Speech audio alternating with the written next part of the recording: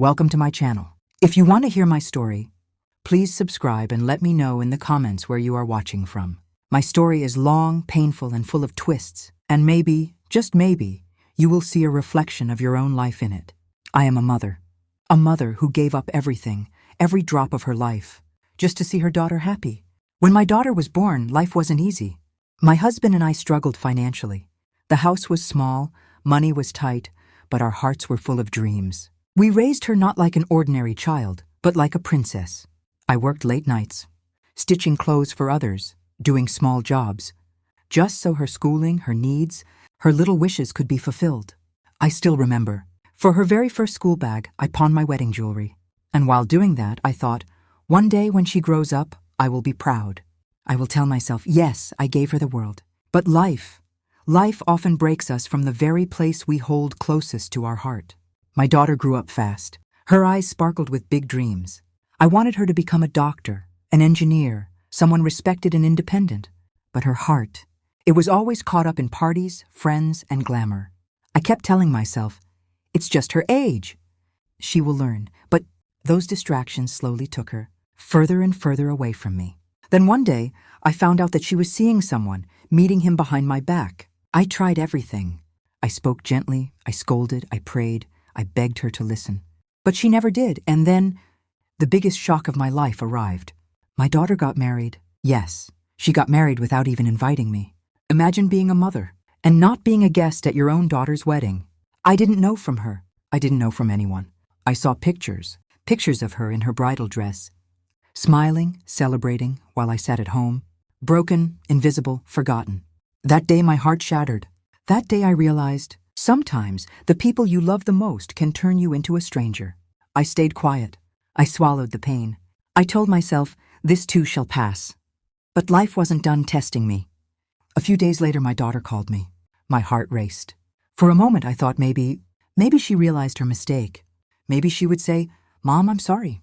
I was wrong. But no, her call wasn't for me. Her call was for my beach house. Yes, the same daughter who didn't invite me to her wedding wanted my beach house for her honeymoon.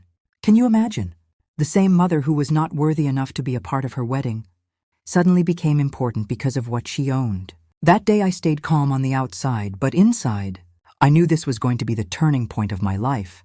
This was where my story of betrayal, secrets, and silent revenge truly began. When she asked me for the beach house, my heart froze. For a few seconds, I didn't even know how to respond. I wanted to scream, "How dare you?" I wanted to ask her, "Did you forget whose womb carried you? Whose hands worked until they bled so you could live like a princess?" But I didn't. I simply listened. She spoke so casually, as if nothing had happened. As if she hadn't cut me out of the most important day of her life. She said, "Mom, we just want a quiet, romantic place for our honeymoon. Your beach house would be perfect. Can we use it for a few weeks?" Her words pierced through me. For years I imagined watching her walk down the aisle, holding her hand, fixing her veil, blessing her as she stepped into her new life. But instead, she called me only because she wanted my house. In that moment, I realized something very important. To her, I was not a mother. I was a resource, a provider, a name on a property deed, and it hurt more than anything. But I didn't show my pain. I kept my voice calm. I said, "I'll think about it."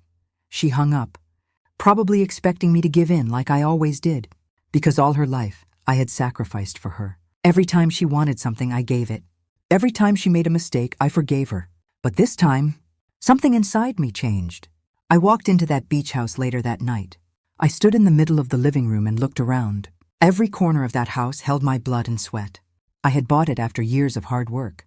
It wasn't just a house, it was my dream, my safe place, my escape from all the storms of life. And now, she wanted to use it to celebrate a marriage that I wasn't even a part of? No, not this time. So I made a decision, a silent decision. I didn't argue with her. I didn't shout. I didn't beg for her love. I simply locked the beach house, packed my bags, and left for a long trip. When my daughter and her new husband arrived, the house was closed. No keys, no entry, no access. They tried calling me, messaging me, demanding answers. But I stayed silent. For the first time in my life, I didn't bend. For the first time, I chose myself over her. That silence was my revenge, because sometimes silence speaks louder than anger. Sometimes, not giving what they want is the only way to make them realize what they lost. And from that day, my daughter began to learn that her mother was not someone she could ignore, not someone she could use and discard. That day was the beginning of my strength. But the story had only just begun. The days that followed were strange. I had never ignored her before, not once in her entire life. If she cried, I came running. If she asked, I gave. If she stumbled, I caught her. But now, when she called and called, I let the phone ring. Her messages filled my inbox. "Mom, where are you? We're standing outside the house. Why is it locked? This isn't fair. We just got married. We need a place." Each word was filled with expectation, not love. And that's when the truth hit me harder than ever. She wasn't missing me. She was missing my beach house. For the first time, I felt free. Free from her endless demands. Free from the guilt that had chained me for years. I realized that sometimes, even as a mother, you need to let go. I stayed in a small hotel far away, spending time with myself. I walked by the ocean. I wrote in my journal. And I asked myself a question I had avoided for years. When was the last time you lived for yourself? The answer was painful. I couldn't remember. My whole life had revolved around her happiness, her dreams, her mistakes, her future. And in that process, I had forgotten my own. As the days passed, my silence began to work. Her tone changed, from demanding to pleading. One night, I listened to a voicemail from her. Her voice was shaky, almost broken. "Mom, please. I know I hurt you. I know I should have invited you. I was scared you wouldn't approve. But please, don't shut me out. I need you." For the first time, she admitted it. The guilt, the fear, the truth. And I let my tears fall. But I still didn't reply, because I wanted her to understand something deeper. Love cannot survive without respect. A mother is not just a bank account, not just a property owner, not just a background character in her child's life. A mother is a soul, a human being, a woman with her own dreams, her own dignity. The beach house stood there, untouched, silent, just like me. And in that silence, she began to feel what I had felt on her wedding day. Left out. Unwanted, invisible. That was my silent revenge. Not out of hate, but out of love. The kind of love that teaches. The kind of love that forces a child to open their eyes and see the truth. And slowly, I started to feel something I hadn't felt in years. Strength. Strength to live for myself. Strength to stop begging for scraps of love. Strength to finally be the woman I was always meant to be. But my story doesn't end there. Because when I finally faced my daughter again, things took a turn I never expected. It was weeks later when I finally saw her again. She showed up at my door, her husband by her side. I'll never forget the look on her face, anger mixed with desperation. "Mom, how could you do this to us?" she demanded. Her voice trembled, not with sadness, but with entitlement. "You knew we needed the beach house. Why did you lock it? Why didn't you answer my calls?" I stood there quietly, holding my ground. For years I had swallowed my pain, but not this time. This time, she was going to hear me. I took a deep breath and said, "You got married, and you didn't invite me. You didn't even think I deserved to see my own daughter in her wedding dress. Do you know what that did to me? Do you know what it feels like to watch from a distance while your only child starts a new life without you?" Her eyes flickered, and for a moment, I thought she felt my pain. But instead, she turned away and whispered, "It wasn't like that." "Then how was it?" I asked, my voice sharper now. "You erased me from the most important day of your life. And now you come here not to apologize, not to ask for forgiveness, but to demand my house for your honeymoon? Do you really think I'm just a set of keys to you?" Her husband shifted uncomfortably, avoiding my eyes. He knew she was wrong. But my daughter, she had grown used to my silence, to my sacrifices. She thought I would bend again. But I didn't. I continued, "That beach house is not just a property. It's my dream, my blood, my sacrifice. And until you learn to value me, not what I own, not what I can give you, but me, as your mother, as a woman, you will never step foot in it." Her face turned pale. For the first time, I saw her speechless. My daughter, who always had something to say, couldn't find the words. Her husband gently touched her arm and said softly, "Maybe. We should go." And just like that, they left. No slamming doors, no shouting, just silence. That silence stayed with me long after they were gone. I felt heavy, but I also felt light. Heavy because I knew I had hurt her. Light because for once I had chosen myself. That night I sat by the window and stared at the stars.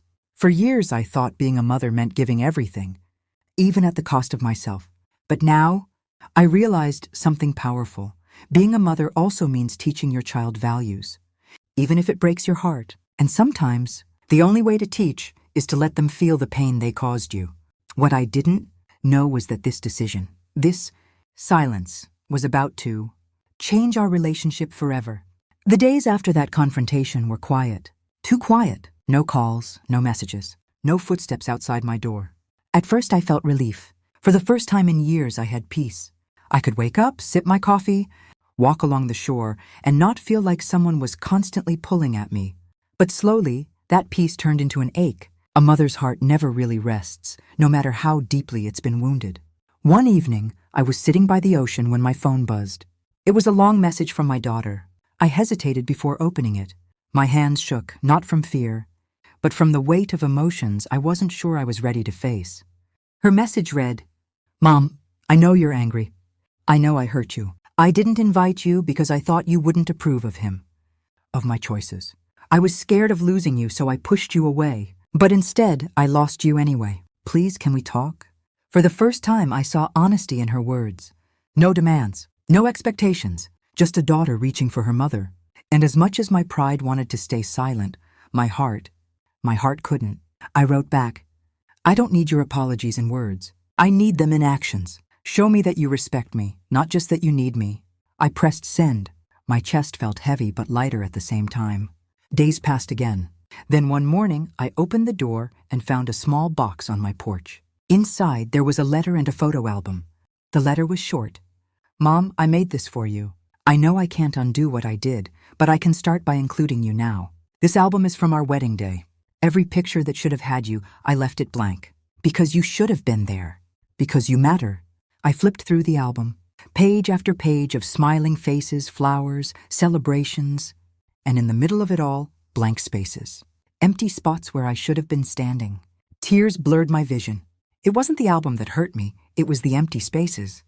The realization that even my daughter now understood her mistake. That was the first time I allowed myself to believe she might change. But I didn't rush. I didn't run into her arms like before. I waited. Because love without respect is fragile, and I needed to know her love for me was real, not convenient. The beach house remained locked, untouched. It had become a symbol now, not of revenge, but of boundaries. And for the first time in my life, I realized that boundaries are not walls to keep love out. They are doors to teach love how to enter. Little did I know, the real test was still to come. A week later, I finally heard a knock on my door. When I opened it, she was standing there, my daughter, the same little girl I once carried in my arms, now a grown woman with tears in her eyes. Her husband stood quietly behind her, his face softer this time, almost respectful. "Mom," she whispered, her voice breaking. "Can I come in?" For a moment I froze. Part of me wanted to shut the door, to protect myself from more hurt. But another part, the mother in me, still longed to hold her. I stepped aside and nodded. She walked in slowly, looking around the house as if it had been years since she last visited. We sat at the dining table in silence. Then she finally spoke. "I was wrong," she said, her hands trembling. "I thought I was protecting myself by not inviting you. But all I did was break us. And when you shut me out, I realized how much I need you. Not your house, not your money, just you." Her words pierced my heart. I wanted to believe her, but I had heard apologies before, followed by the same patterns of taking and taking. So I looked her in the eyes and asked, "Do you need me because you miss me? Or because you miss what I can give you?" She shook her head firmly. "No, Mom, this time it's different. You proved something to me when you locked that beach house. You showed me that love without respect is nothing. I didn't understand that before, but I do now." Her husband cleared his throat and finally spoke. "She's telling the truth. I know I should have encouraged her to invite you to the wedding. I didn't, and I regret it. You deserve to be there more than anyone else." His honesty surprised me. For the first time, I felt like he wasn't just a stranger who had taken my daughter away. He was someone who could stand beside her and maybe help her grow. I sighed deeply. My heart wanted to forgive her immediately, to hug her and pretend none of this ever happened. But forgiveness without change is dangerous. So instead I said, "I will forgive you. But understand this, Respect is not a gift you give when it's convenient. It's the foundation of every relationship. If you want me in your life, you must show me that respect every single day. Tears streamed down her face. She nodded, whispering, I promise, Mom. I'll do better. I don't want the empty spaces anymore. I want you in every picture, in every moment. For the first time in a long time, I allowed myself to believe her. I reached across the table and held her hand. It felt fragile, like holding hope. But deep down, I also knew this was just the beginning. Promises are easy to make. Keeping them, that's where the real test lies. After that day, things began to change, but slowly. My daughter started visiting me more often. Sometimes she came alone, sometimes with her husband. At first, it felt awkward, like we were strangers trying to rebuild a broken bridge. But little by little, she began to show me she meant her words. She would sit with me over tea, asking about my health, my day, my memories. She didn't bring up the beach house. She didn't ask for anything material. For the first time in years, she just wanted me. One evening, while we were cooking together, she suddenly said, Mom, I used to think love was about freedom, doing whatever I wanted, without answering to anyone. But when you walked away, I realized love is also about responsibility. I lost my way, and I almost lost you. I looked at her, and for the first time since her wedding, I saw my little girl again, the one who once ran into my arms after school, who told me her secrets, who trusted me with everything. My heart softened. But healing doesn't erase scars. The hurt from being left out of her wedding still burned inside me. Sometimes late at night, I would close my eyes and imagine how it should have been. Me helping her into her dress, me wiping her tears, me giving her blessings. That absence was a wound I wasn't sure would ever fully heal. One afternoon, her husband came to see me alone. I was surprised when I opened the door. He looked nervous, holding a small envelope. Ma'am, he said gently, I know I'm not your favorite person right now, but I want to tell you something. Your daughter loves you more than she shows. She made mistakes, yes, but she's trying. And I want you to know, I will make sure she never shuts you out again. I was taken aback by his sincerity. He handed me the envelope. Inside was an invitation, not to a party, not to a trip, but to a simple family dinner. Just the three of us. That evening I went. I didn't know what to expect, but when I walked in, my daughter had set the table with candles, flowers, and believe it or not, an empty chair with a framed picture of me beside it. Mom, she said, her voice trembling, this is the chair that should have been at my wedding. I can't go back in time, but I can make sure from now on, you'll always have a place. My eyes filled with tears. For the first time, I felt that she wasn't just apologizing, she was making room for me again. I smiled through my tears and whispered, I'll hold you to that promise. But deep inside, I knew something else. Too, this fragile piece we were building could only survive if she truly learned the value of respect. And I prayed she would, because a mother's heart can forgive, but it never forgets. That dinner was the first step, but it wasn't the end of our journey. Rebuilding trust is like mending a shattered vase. You can glue the pieces together, but the cracks will always remain as a reminder. After that night, my daughter began to show small gestures that spoke louder than words. She started calling me every morning just to ask, have you eaten breakfast? Or how are you feeling today? It was such a simple thing, but it touched me more than she could imagine. For years, I had waited for her to remember me, not as a provider, but as her mother. One day she surprised me by showing up at the beach house with me. She carried a basket of flowers and candles. Mom, she said softly, I want to make this house special with you, not without you. We walked through the rooms together. The silence that once symbolized my revenge now felt different, like a chance for healing. She placed flowers in every corner, lit candles by the window, and smiled. This isn't just your dream house anymore, she whispered. It's our safe place, for both of us. Her words brought tears to my eyes. I had locked this house to teach her a lesson, but now it felt like we were unlocking something even greater, a bond. We both thought we had lost. Still, I remained cautious. I had seen how easily love could be taken for granted. I reminded her, respect, my child, is not about one grand gesture. It's about consistency. It's about showing up every single day, even when it's inconvenient. She nodded, and for once I felt she truly understood. A week later, she invited me to join her and her husband for dinner at their new apartment. I hesitated, unsure if I was ready to step into her new life. But when I walked in, I saw something that melted my heart. On the wall, above the dining table, was a framed photo of the two of us, me holding her as a baby. "Mom," she said, smiling nervously, "this is the first picture I wanted to hang in our home. Because no matter what, you are where my story began." I couldn't hold back my tears. For the first time in so long, I felt seen. Not for what I owned, not for what I could give, but for who I was, her mother. That night, as I walked back home, I thought about the journey we had taken. From betrayal to silence, from silence to confrontation, and now from confrontation to rebuilding. It wasn't perfect. It would never be perfect. But it was real. And sometimes real is enough. But deep in my heart, I also knew life always has another twist waiting. And I wondered, was this peace we had found strong enough to survive what was still to come? Just when I thought things were finally settling, life, like it always does, tested me again. One afternoon, my daughter came over, her face pale, her eyes red from crying. She sat down without a word, her hands trembling. My heart sank. "Tell me what happened," I urged gently.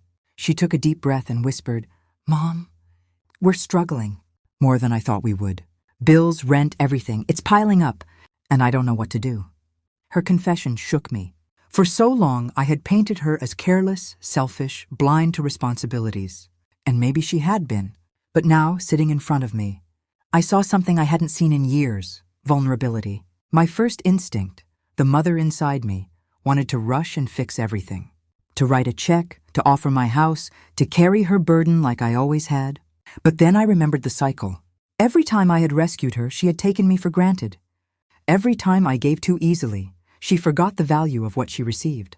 So I looked her in the eyes and said, "My child, I can't solve this for you, but I can guide you. I can stand by you. I can remind you that strength doesn't come from being saved. It comes from learning to rise." She lowered her head, tears falling onto her lap.